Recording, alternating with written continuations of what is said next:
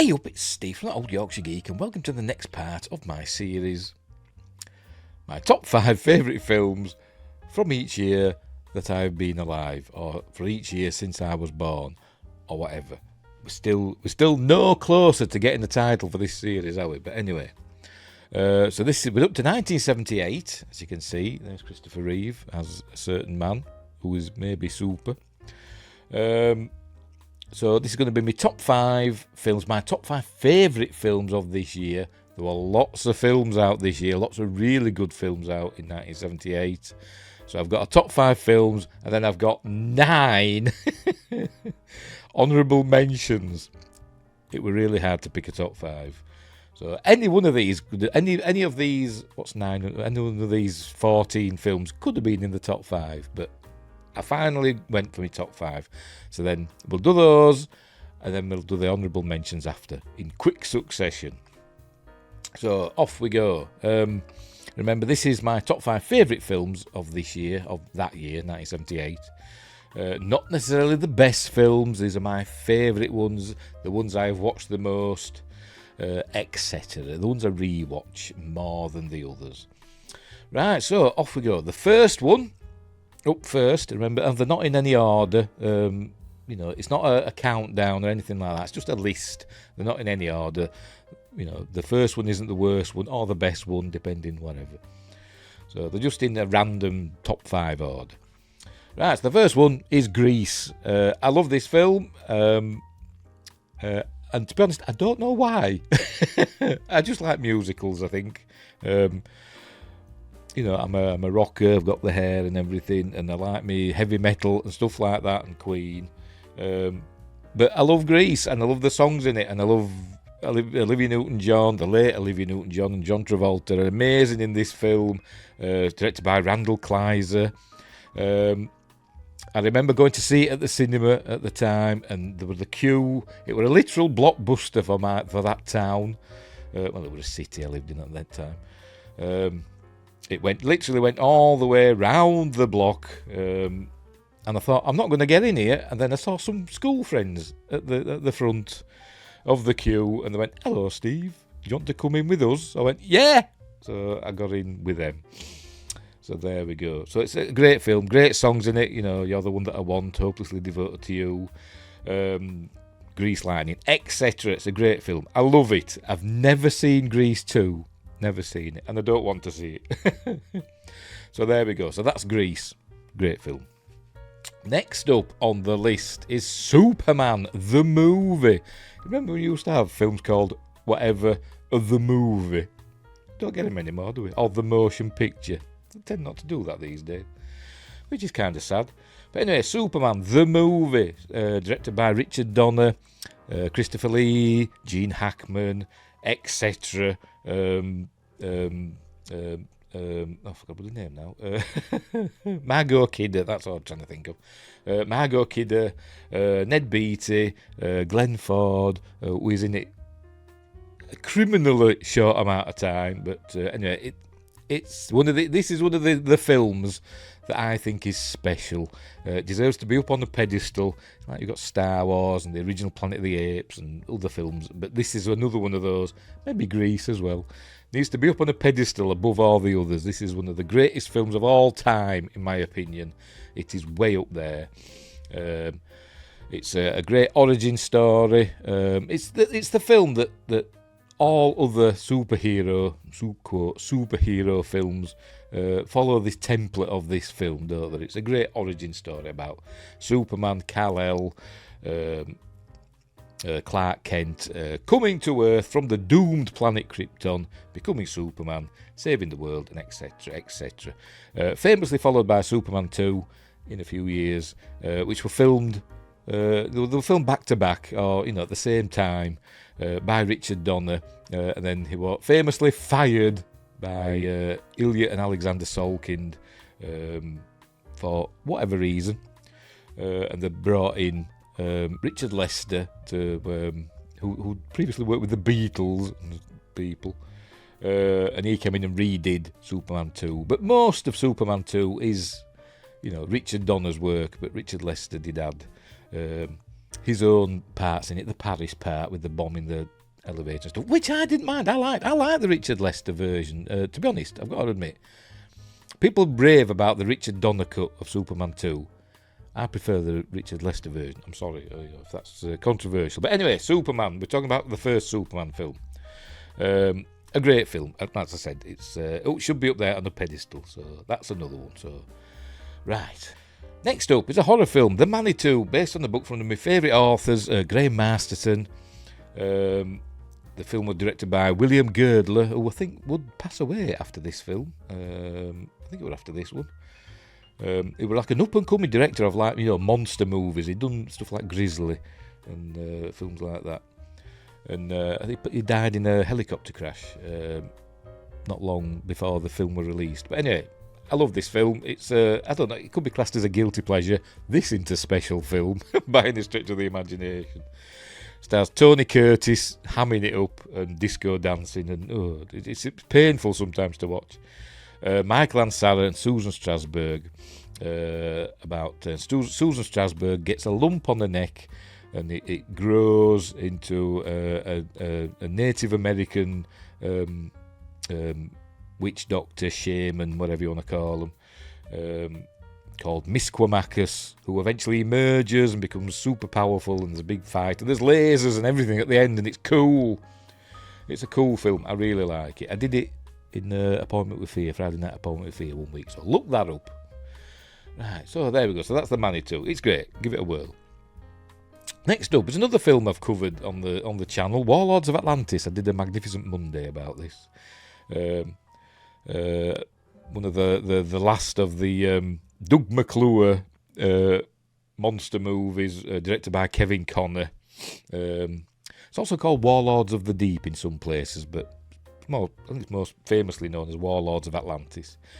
It's a great monster movie, starring Doug McClure, Peter Gilmore, Shane Rimmer, and Leah Brody, and among others, where they go in a diving bell, and then it gets taken by they find evidence of the lost city of Atlantis, and they get taken by a giant octopus. It's got monsters galore in it, to the city of Atlantis, which is under the sea, but also not under the sea at the same time.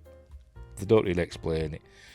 And there's monsters and bad guys and stuff like that, and it is a lot of fun. It is a huge amount of fun. I love that film. So that's Warlords of Atlantis. And finally, of my top 5, we've got Capricorn 1, another film that I've covered in Magnificent Mondays.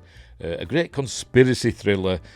This could be the film, I know it isn't, but a lot of people think this is the film that spawned the Apollo moon landing hoax theories, because this has a similar thing, where it's about the first manned mission to Mars. They're going in the Saturn V rocket. Don't think that would work, but never mind. And something goes awry with the mission before they even take off, before they even launch. Something goes awry with the mission. They take them out of the capsule, the astronauts, whisk them away. Nobody notices this. The world is watching the rocket. Nobody sees them taking the astronauts out. But never mind. They get whisked away to a hangar, and they're told to recreate their mission to Mars on Earth, because something went wrong, and they found out that they'd die on the way to Mars. So instead of them just cancelling the mission and probably getting NASA, defunded and all that, they decided to just fake it. And also we've got, by the way, it's directed by Peter Hyams, written and directed by Peter Hyams, starring Elliot Gould, James Brolin, the late O.J. Simpson, Sam Waterston, Brenda Vaccaro, Hal Holbrook, Karen Black, Telly Savalas. He's Telly Savalas again. He keeps popping up in films I like, even though I hate the man. And Elliot Gould plays a reporter who uncovers the conspiracy, and it is a great conspiracy thriller, and it is a tremendous amount of fun to watch. So there we go. That's Capricorn 1. Right, now we're going. That's the top 5 done. Now we're going to the honourable mentions. Right, so we'll fire through these as quickly as we can, or we'll be here all night. First up for the honourable mentions is Jaws 2. A good sequel. I really like Jaws 2. A good sequel to the original. Roy Scheider returns. Most of the cast from the previous film return. The ones that weren't eaten.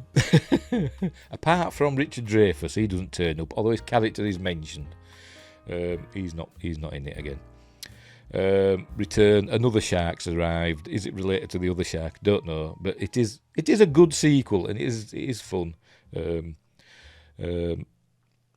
And there we go. So, like I say, and it's different enough to the first one to be interesting. So, a lot of people give it stick, and I don't know why, but I think Jaws 2 is good. Right, I said we were going to fire through these, didn't I? But never mind. Next up is Halloween, classic slasher film. Some say it started the slasher trend. It didn't really start it, but it popularised it a lot. John Carpenter's Halloween with Jamie Lee Curtis, Michael Myers, etc. We know Halloween, don't we? That's that one. Next up is Battlestar Galactica, the original. Why is he putting a TV show in his top 5 movies? Because it was released theatrically, at least in the UK anyway. It was the movie. I think it was like basically 3 episodes edited together, with some extra little bits, that weren't on TV, put in, and it's a great film. It is a great film. Yeah, they reuse the effects a lot. It's inspired by Star Wars. In fact, I think 20th Century Fox tried suing Universal for ripping off Star Wars, and I don't think they won. I think they said it's different enough. But anyway, so there we go. That's Battlestar Galactica. Lorne Greene, Richard Hatch, Dirk Benedict, etc. They're all in it. It's amazing. I love it. Another one I've done in Magnificent Mondays. Next up is like a horror thriller. I don't know if you cast it as a horror. I don't know. Some people do. It's a thriller anyway. A supernatural thriller maybe. Called The Medusa Touch, starring Richard Burton. And Lee Remick, and this is another cool film. I tried to get this on Blu-ray, and for some reason it never arrived. So I got my money back. So that's by the by. Richard Burton plays the character who learns, I think in childhood, that he can just will disasters to happen. He can look at a plane and it'll crash out of the sky, or he can think of something, a person, harm upon a person, and they'll do it. That's why it's called the Medusa Touch. So all these things happen around him, and Lee Remick plays his psychiatrist. The film, it revolves around Richard Burton's character's being basically bludgeoned almost to death. He's in a coma, or he's almost in a coma, and trying to work out who did it. And that's it. It's a really interesting supernatural thriller about a man with psychic powers and that can will disasters. And I said there's some great set pieces in it, big plane crash and stuff like that. Give that one a whirl. Next up, The Wild Geese, like a modern war film. It's not technically a war film, but it's like an action with soldiers and stuff. It's about mercenaries, and real life mercenary, the Colonel, I forgot his name, Michael Haw, something like that, what an advisor on this film. Richard Burton again, and Roger Moore and Richard Harris, and their squad of mercenaries go into an African country to rescue a political leader who was like a deposed president, who was a good guy, being deposed by a military coup, and they've got to go in and rescue him and bring him out and all that. Great. The soldiers and people get shot and stuff like that, and stuff blowing up left, right, and centre. And it's great fun, and they all look as though they had a really good time filming it. But I don't know if they did, because it looked like hard work. But anyway, there we go. That's The Wild Geese. Next up, another horror film, this time from Joe Dante. This might be his first film. I'm not sure. I could be wrong. Probably am. Piranha. Some people say it surfed the wave of Jaws rip-offs, but it's not much like Jaws, because it's got a fish in it. It's got lots of fish in it. It's about genetically engineered piranha fish that get out of this lab into a river, and hilarity ensues. You know what I mean? People get eaten, stuff like that.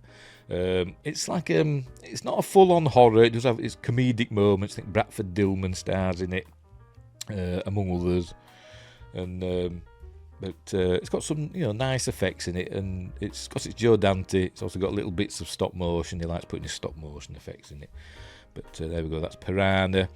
Next up, an animated movie, one that scarred many a child in 1978. Of course, I'm talking about Watership Down, based on the Richard Adams book about some bunny rabbits. It's an astonishing animated achievement, in my opinion. It's not for kids. I don't think kids should watch this film. As I said, it's scarring. You see the full brutality of what's the word? I don't know what it'd be. Not lupine, because that's wolves, isn't it? Lepine or whatever it's to do with rabbits. Of the lives they lead and how brutal it can be. Some rabbits who were talking, obviously, voiced by the like of John Hurt and other Richard Briers and others. These rabbits, one rabbit called Fiver has like a premonition that something's going to happen to the warren that they live in, and he basically, he and his brother Hazel, who's John Hurt, talk some other rabbits into joining them to leave the warren and go find another place to live. So they set off and have adventures on the way. They're heading for a place called Watership Down, which is this nice tree on a hill. And the stuff that happens along the way. And they find that, yes, they were right, were Fiver. The warren was destroyed by a building, site being constructed or whatever. Basically, the warren was dug up and all the rabbits were killed. But where they're going, they've got to pass through the area controlled by another warren of rabbits who are really brutal, with a General Woundwort in charge. And like I say, it's a great film. It's a great film. I said I was firing through these, and I'm waffling, aren't I? That's Watership Down. Right, next up, another war film, this time from World War II. Force 10 from Navarone, a sequel to The Guns of Navarone, but it doesn't have Gregory Peck or David Niven in. It's got Robert Shaw and Harrison Ford. And Carl Weathers and Barbara Bach and Richard Keel, and I'm sure there's somebody else, but I can't think. What's his name? Can't remember. And somebody else who plays the baddie. It's a lot of fun. It's a good war film. It's nice comedic moments, but good action and shooting and blowing stuff up. They're going to blow up a dam. That's what they're doing in this one. So that's that one. Force 10 from Navarone. A lot of fun. Lastly, a Clint Eastwood film. I don't know. This is classed as, I don't know. Is it a comedy? Is it a drama? A comedy drama? I don't know. Is it a romance? I don't know what it's classed as. Every Which Way But Loose is what I'm talking about. The one with the orangutan in. Right Turn Clyde. That one. Clint Eastwood plays Philo Beddoe. Don't know no Philo Beddoe. He's like a bare knuckle fighter. He does other stuff as well, but I think he earns most of his money from bare knuckle fighting. Who falls in love with a country singer played by Sondra Locke, but is also being chased across country or whatever by a biker gang. But it's a fun film, and it's got some great country music in it. I'm not a big country music fan, but it works in this film. And it will follow by a sequel, Any Which Way But Loose, a couple of years later.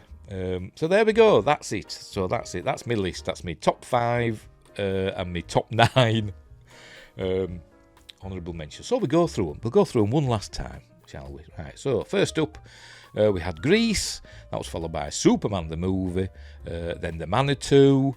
Then Warlords of Atlantis. Capricorn 1. That was the last of the top 5. Then for the honourable mentions, we had Jaws 2, Halloween, Battlestar Galactica, The Medusa Touch, The Wild Geese, Piranha, Watership Down, Force 10 from Navarone, and finally Every Which Way But Loose. So there we go. That was 1978 in a pretty big nutshell. What's 1979 got to offer? We've got a few honourable mentions with this one. We've got quite a bit of science fiction, a James Bond film, a sci-fi film, three sci-fi films. There's a few horrors, a Sherlock Holmes film. It would be interesting to know.